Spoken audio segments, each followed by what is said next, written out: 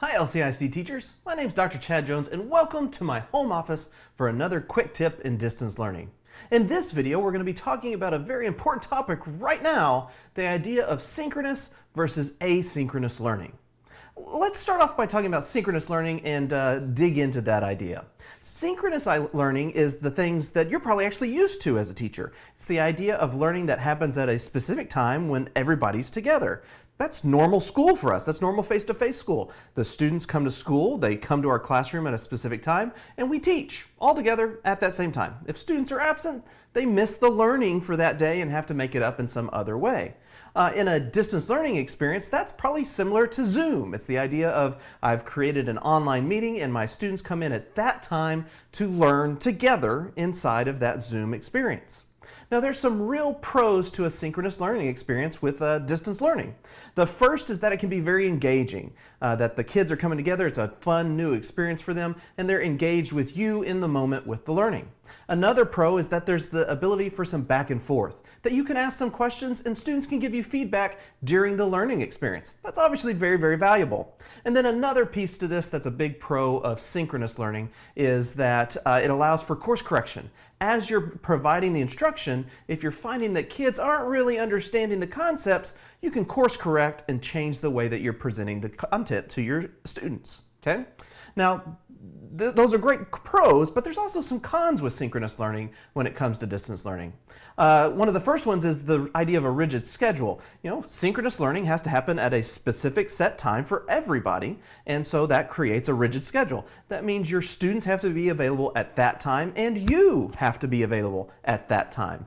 As we all know right now, family life can be a little hectic for all of us, and so being available for a large group of people to be available at a specific time, all at the same time, can be difficult right now. So that's a real con that comes with synchronous learning.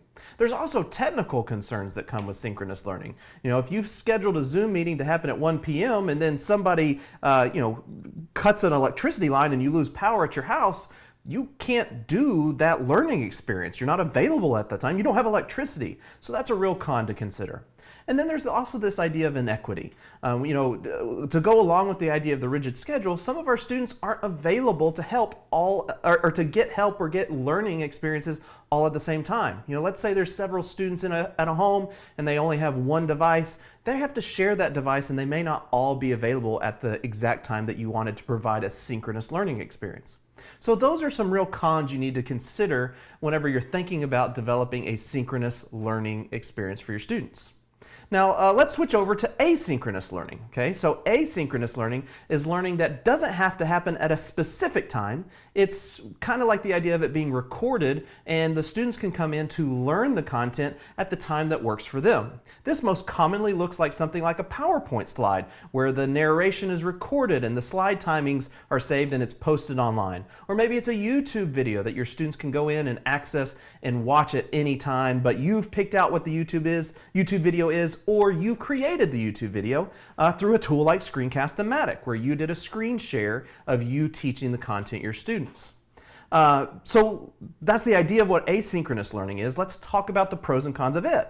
So asynchronous learning, a big pro is the flexibility idea. Your students can come in and access the learning whenever it makes sense for them and they have the time to do it. There's also a flexibility for you because you can create the learning experience whenever you have time in your schedule. You don't have to be available at a set time to create the learning. You can build it as your time allows at home. Pacing is a really big thing to consider with this as well. Since it's going to be probably pre-recorded material, if a student needs to pause to go take a break for a second, or they need to rewind because they didn't fully understand a concept, they can do that with asynchronous learning because they're in control of the pacing of the content. And then quality can be a real big plus whenever it comes to asynchronous learning. The idea there is that with a live synchronous learning experience, if you mess up or you don't say something quite the way you want to, it's out there. There's nothing you can do about it. With asynchronous learning, if you mess up, you can just start over and refilm that learning experience. I've shot this video several times and I hope this is the good one, but if not, I can redo it if I need to. So the quality can be higher than if I'm doing a synchronous, all at the same time type of learning experience. Now, asynchronous does have some cons to it. One is a level of control. Since students are accessing it whenever they have the time, you don't necessarily know that they're getting into the content because you can't necessarily take role in that moment. So you have to have some trust out there that your students are accessing the content and that they're understanding what's happening. And that's really the second con here, is there's no course correction. If the content you put out there isn't really clicking with your students, you may not know until later on in the learning experience where you ask them to show you that they understood the concept, that they didn't get it. So you don't have that ability for course control. So those are some real cons with asynchronous learning.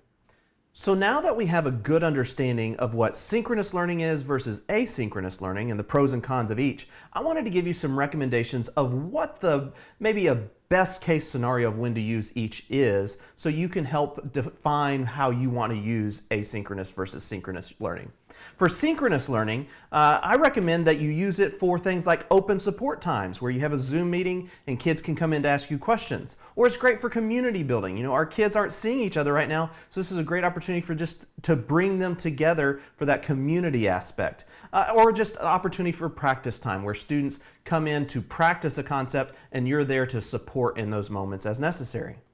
For asynchronous, my recommendations for that is it's a great for new learning, for students to come in and learn new concepts, or for content review, that they've learned a concept, but you want to solidify their understanding of that idea through some content review, maybe via video that you're posting out there. So that's the basics of synchronous versus asynchronous learning. It's the idea of learning all at the same time versus learning at a time that works best for the student.